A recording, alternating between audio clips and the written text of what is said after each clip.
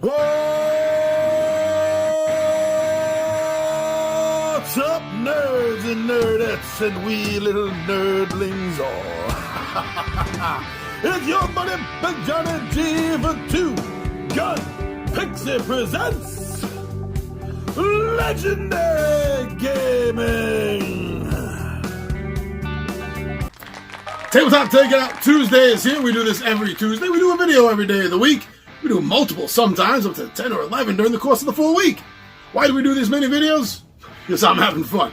I have fun playing games, talking about games, videoing games, editing games, uploading games. It's all just fun for me. I'm not here for backers or sponsors or patrons or anything like that. I just want to have fun and share it.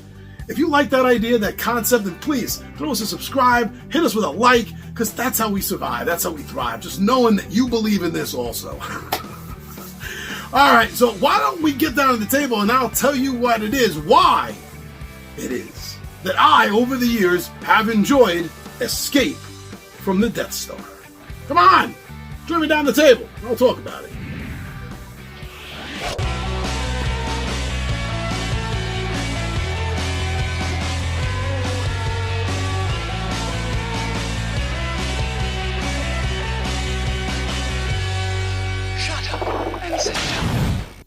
Here we go. A game direct from the 90s, honoring an homage to something from the 70s. And here we are in the 2000s. It all comes together, my friends. Now this game, and you can even see it on the shelf over my shoulder over here, my other sci-fi franchise games. This is a game that I have played since the 90s. I wasn't really a kid in the 90s, but as long as I can remember this game was out, I have had a copy of this game. And I've done that for a very good reason. Because I agree with what a lot of the original reviewers back in the day had to say about this title. It was considered, at the time of its printing, one of the greatest thematic recreations of the Star Wars movie to a board game at that time that had been made. That is a huge statement. Now, board games and board game designs and rules have advanced and evolved over the last few decades, but I still think this game holds up. Although I do wish that they would do an updated reprint of it. If you want to get into the shoes, the moccasins, so to speak, of some of the heroes from this movie like Han, Chewie, Leia, and Luke, this is the game you're going to play. This game directly puts you in control of their actions as they try to, well, not only escape from the Death Star, they got to escape from their cells, they've got to turn off the tractor beam, they've got to get the plans of the Death Star, they've then got to get to the Millennium Falcon so they can escape. So there's multiple things that you have to do before the game ends. And just like the movie, danger lurks around every single corner and every turbo lift that you're going to encounter in this game. As you often hear me say, and it's true, I do enjoy a multiplayer game that can be run solo. I think this may be the first Star Wars board game that was published that had a solo option to it. Now, it's not the first time I ever soloed a game when I was younger and a kid and a teen, but it was one of those games that I was so happy that, because back then there were very few games you could solo. So it wasn't a breakthrough. No, it wasn't, but it certainly was a breath of fresh air for playing a Star Wars game.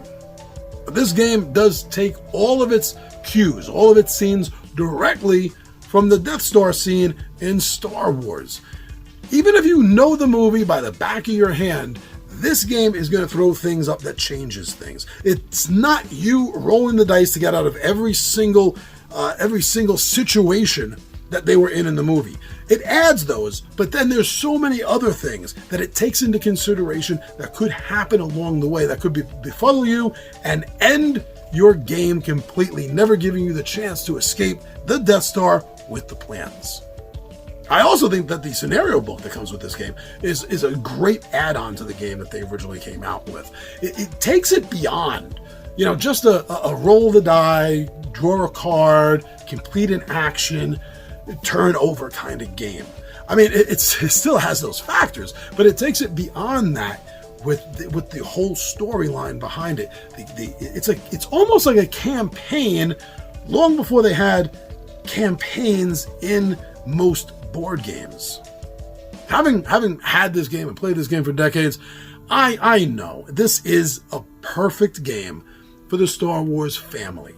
This is a great game for kids. Adults are going to love it just as much. So if you're looking for something that can bring the whole family together under the banner of Star Wars, I think this title is something else that you should add to your shelf. I'm sure you must already have some other Star Wars games.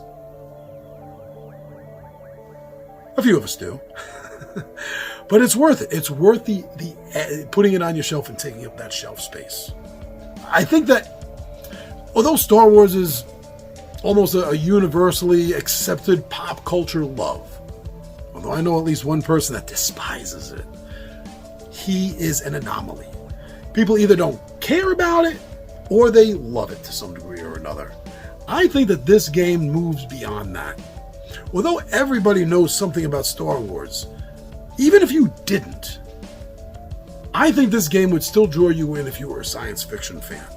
It has that power of play, but because it is tied so heavily and directly into the Star Wars franchise, the first movie, one of the best scenes in the first movie, the whole Death Star scene, right? It was fantastic.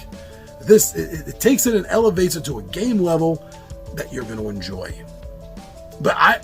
But again, I don't think you need to be. Remember, I don't think you need to be necessarily a Star Wars fan. Even if you know what Star Wars is and you're not a fan of it, you could still enjoy this game if you can just, I don't know, separate the parts of Star Wars you don't like. And I say that because the game runs well. It is a good game, and you're going to have fun with this. But, as I always say at the end of these videos, don't necessarily take my word for it. Don't even take the word of any other floating head here on YouTube or any other social media site that's telling you what their opinions are. Because honestly, we never know. You, me, I don't know if they're being paid or bribed to say what they say. And I'm not saying they are. I'm not here to start a fight. I'm just saying simply I don't know. What I do know is that if you watch a playthrough, you get to see the game in action. So it doesn't matter what somebody's bribed or paid for opinion is. You get to watch a playthrough, then you'll have a pretty damn good idea whether that's the kind of game you're going to have fun with. So go, watch some playthroughs, try to find this game. It's out of print, but if you're a Star Wars fan, I honestly believe this game is worth the hunt. So go, get more information on Star Wars Escape from the Death Star.